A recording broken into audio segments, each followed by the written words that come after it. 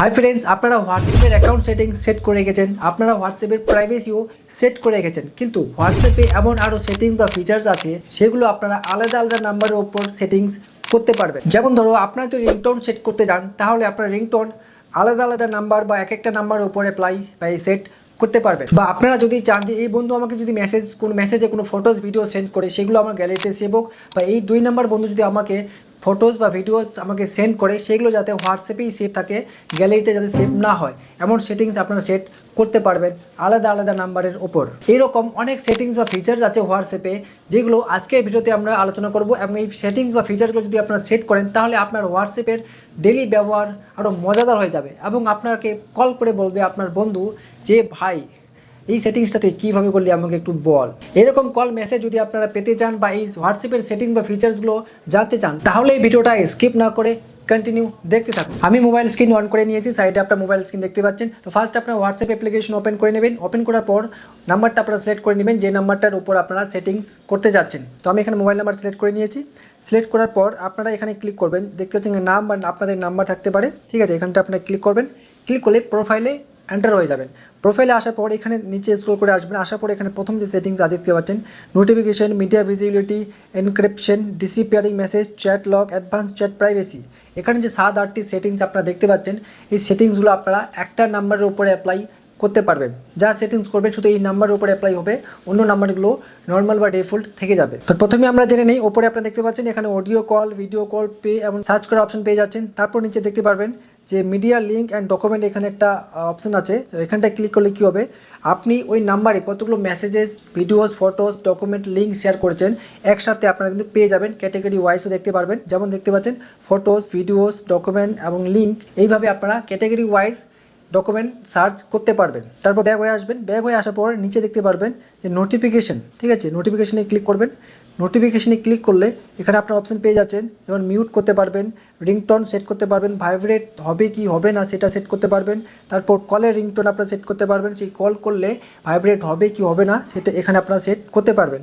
এবং এখানে যদি কোনো সেটিংস করেন তাহলে শুধু একটা এই নাম্বারের উপরে অ্যাপ্লাই হবে, অন্য নাম্বারের উপর অ্যাপ্লাই হবে না, এফেক্ট পড়বে না, ঠিক আছে। তো এইভাবে আপনার নোটিফিকেশন সেট করে রাখতে পারবেন। তারপর ব্যাক হয়ে চলে আসবেন। তো 2 নম্বর সেটিংস আর ফিচার্সটি কী বলছে এখানে, মিডিয়া ভিজিবিলিটি। তো আপনার মিডিয়া ভিজিবিলিটিতে ক্লিক করবেন। ক্লিক করার পর এইভাবে একটা পপ আপ চলে আসবে, সেখানে লেখা আছে show newly downloaded media from the chat in your device gallery. তখন কী বলছে, যে নাম্বারটি আপনি সিলেক্ট করেছেন সে যদি আপনাকে কোনো ফটোস ভিডিওস সেন্ড করে তাহলে সেই ফটোস ভিডিওসগুলো ডাউনলোড করলে গ্যালারিতে সেভ হবে কি না সেটা এখানে সিলেক্ট করতে হবে, ঠিক আছে। তো যেমন দেখতে পাচ্ছেন ডিফল্ট ইয়েস অপশনটি সিলেক্ট করা থাকে। তারপর যদি আপনি নো করেন তাহলে কী হবে, আপনি ডাউনলোড করলে শুধু হোয়াটসঅ্যাপেই থেকে যাবে, গ্যালারিতে সেভ হবে না। তারপর ব্যাক হয়ে চলে আসবেন। ব্যাক হয়ে আসার পর এখানে কি লেখা আছে, এনক্রিপশন। তো হোয়াটসঅ্যাপের এটা বলে যে আপনার যে হোয়াটসঅ্যাপের প্রাইভেসি আছে, আপনি যে ফটোস ভিডিওসগুলো সেন্ড করেন বা মেসেজেস করেন সেগুলো প্রাইভেট, যখন থেকে আপনি অন্য কাউকে না দেখাচ্ছেন। এখানে হোয়াটসঅ্যাপে কিন্তু আপনার ফটোস ভিডিওস দেখে না, হোয়াটসঅ্যাপ বলে এটা, ঠিক আছে। তারপর পরের অপশনটি কি আছে, ডিসঅ্যাপিয়ারিং মেসেজেস। এখানটা আপনি ক্লিক করবেন। ডিসঅ্যাপিয়ারিং মেসেজে ক্লিক করলে এইভাবে একটা ইন্টারফেস পেয়ে যাবেন। তারপর এখানে লেখা আছে, আপনি দেখতে পাচ্ছেন যে make messages in this chat disappear. তো এই অপশন থেকে কী হবে, যে মেসেজ টাইমার অপশন আছে এবং 24 আওয়ার, 7 ডেজ, 90 ডেজ এবং অফ অপশন আছে, ঠিক আছে। তো এখান থেকে কী হবে, আপনি যদি এখানে 7 ডেজ সিলেক্ট করেন, আপনি এই যে নাম্বারটি সিলেক্ট করেছেন ওই নাম্বার যদি মেসেজ করেন বা ওই নাম্বার থেকে যদি আপনাকে কোনো মেসেজ করে তাহলে সেই মেসেজগুলো 7 ডেজ যদি আপনারা সিলেক্ট করেন তাহলে 7 দিন পর অটোমেটিক ডিলিট হয়ে যাবে। যদি এখানে আপনার 90 দিন সিলেক্ট করেন, 90 ডেজ, তাহলে 90 দিন পর অটোমেটিক মেসেজ ডিলিট হয়ে যাবে। এবং এই সেটিংস থেকে শুধু যে নাম্বারটি আপনি সেট করেছেন, সিলেক্ট করেছেন ওই নাম্বারের উপরে এফেক্ট পড়বে, বাকি নাম্বারগুলোর উপরে ইফেক্ট পড়বে না। যদি আপনারা চান যে আমি প্রত্যেকটা নাম্বারের উপরে অ্যাপ্লাই করব 90 দিন পর, যাতে যতগুলো মেসেজ করুক, সে আমার ফ্রেন্ড করুক বা অন্য কেউ মেসেজ করুক, যাতে অটোমেটিক ডিলিট হয়ে যায়, তাহলে আপনি এখানে আরেকটা অপশন পেয়ে যাবেন যে ডিফল্ট মেসেজ টাইমার, এখানে দেখতে পাচ্ছেন। তো এখানে আপনি ক্লিক করবেন ডিফল্ট মেসেজ টাইমার। এখানটায় ক্লিক করলে সেম অপশন এখানে আপনারা পেয়ে যাবেন যে 24 আওয়ার, 7 ডেজ, 90 ডেজ। আর এখান থেকে আপনারা যদি কোনো টাইম বা ডেট সিলেক্ট করে নেন তাহলে এখান থেকে এই সেটিংসটা প্রত্যেকটা নাম্বারের উপরে এফেক্ট পড়বে, ঠিক আছে। তাই মনে করে রাখবেন। আরেকটা কথা, আপনার যে ডিসঅ্যাপিয়ারিং মেসেজটা যে আছে এখানে কী হবে, এই যে সেটিংটা এখানে দেখতে পাচ্ছেন যে একটা নাম্বারের উপর এফেক্ট পড়বে, সেটা এখানে 7 ডেজ সিলেক্ট করেন কি না, তাহলে আপনি যার নাম্বারে সিলেক্ট করেছেন তার ওখানে কিন্তু দেখাবে 7 ডেজ, আর ওখান থেকে ওই ব্যক্তিটা কিন্তু ওই ফ্রেন্ডটা এটা চেঞ্জ করতে পারবে। আর সে যদি এখানে 90 ডেজ সিলেক্ট করে নেয় তাহলে আপনার এখানেও 90 ডেজ সিলেক্ট হয়ে যাবে, মানে আপনার কাছে দুজনের কাছে কন্ট্রোল থাকবে এই সেটিংটার। আপনি এখানে 7 ডেজ সিলেক্ট করলে তার কাছেও 7 ডেজ দেখাবে, আর সে যদি ওখানে 90 ডেজ সিলেক্ট করে তাহলে আপনার কাছে এখানে 90 ডেজ দেখাবে, ঠিক আছে। তারপর ব্যাক হয়ে চলে আসবেন, ব্যাক হয়ে আসার পর তারপর অপশন কী আছে, চ্যাট লগ দেখতে পাচ্ছেন। এখান থেকে কী হবে, আপনি যদি আপনার চ্যাটসগুলো যে আপনি হোয়াটসঅ্যাপে যে কোনো পার্সোনাল কোনো ব্যক্তি থাকে, ঠিক আছে, আপনারা বুঝতেই পারছেন, তো তাদের সাথে যদি কোনো মেসেজ করে আর সেই মেসেজগুলো আপনার প্রাইভেট করে রাখতে চান, আমাদের এই মেসেজগুলোতে কেউ না দেখে, তো এখানে এনেবেল ডিসেবল করার অপশন পেয়ে যাচ্ছেন। যদি এটা আপনি এনেবেল করে রাখেন, ঠিক আছে, আমি এখানে এনেবেল করলাম। এনেবেল করার পর কন্টিনিউ অপশনে ক্লিক করবেন। কন্টিনিউ অপশনে ক্লিক করার পর এখানে আপনাদের যে মোবাইলে পাসওয়ার্ড বা ফিঙ্গারপ্রিন্ট বা ফেস আইডি আছে সেটা এখানে আপনাদেরকে দিয়ে দিতে হবে। তো এখানে দিয়ে দিচ্ছি। দেওয়ার পর ওকে অপশনে ক্লিক করবেন। ওকে অপশনে ক্লিক করলে এখানে চ্যাট লক হয়ে গেছে, অ্যাক্টিভেট এনেবেল হয়ে গেছে, এবং আপনাদের হোয়াটসঅ্যাপে যে নাম্বারটি বা নামটা সেভ করে রেখেছেন, ঠিক আছে, সেটা মেন লিস্ট থেকে হাইড হয়ে যাবে। আপনাদেরকে আমি দেখাচ্ছি, যেমন ব্যাক হয়ে চলে আসবেন। ব্যাক হয়ে আসার পর এখানে কিন্তু আমার সেই ফ্রেন্ডটির লিস্টটা নাই, দেখতে পাচ্ছেন এখানে আমার কোনো ফ্রেন্ডের লিস্টটা নাই, সেটা কোথায় চলে গেছে। অল অপশনে ক্লিক করবেন। ক্লিক করার পর একটু স্ক্রল করে নিজে নিয়ে আসবেন। আসার পর এখানে একটা অপশন পেয়ে যাবেন যে লক চ্যাট, এই অপশন আপনি পেয়ে যাবেন। তারপরে এখানটা আপনি ক্লিক করবেন। ক্লিক করার পর আপনার সেই ফিঙ্গারপ্রিন্ট, পাসওয়ার্ড, ফেস আইডি দিয়ে দিবেন। দেওয়ার পর সেই ফ্রেন্ড লিস্টে এখানে আপনারা পেয়ে যাবেন।